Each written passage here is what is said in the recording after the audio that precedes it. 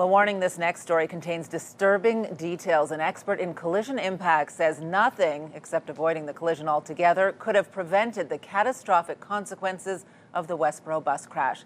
CTV's Katie Griffin is live with more. Katie. Patricia, testimony at the coroner's inquest into the 2019 collision also heard road markings leading to Westboro Station were not removed properly, and the overhang of the shelter itself, one of the most concerning issues identified in a safety audit. This bus shelter canopy at Westboro Station was so rigid, its height aligned with passengers sitting on the upper deck of bus 8155. A crashworthiness expert says they couldn't avoid the catastrophic impact. Suzanne Tilko with Transport Canada told the coroner's inquest into the deaths of Anya Van Beek, Bruce Tomlinson, and Judy Booth this was a horrific accident, and as this canopy was penetrating inside the bus, it was picking up the seats with it and pushing them back.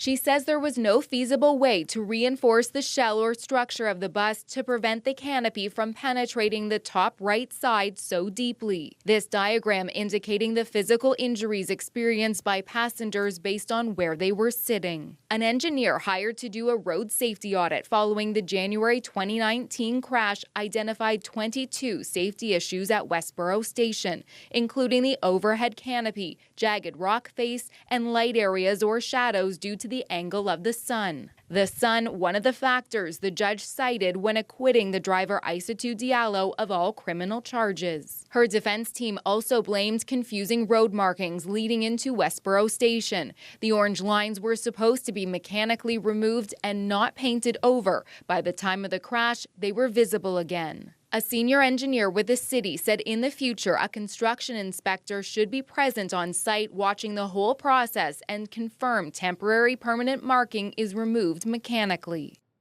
The crash impact expert was asked in the wake of this collision, would they be doing more research using double-deckers? She says they're not as accessible as vehicles or single-level buses. They are, though, working with universities on numerical crash test dummies, computerized models to predict how a human would respond in crashes. Patricia. TV's Katie Griffin live for us tonight. Thank you.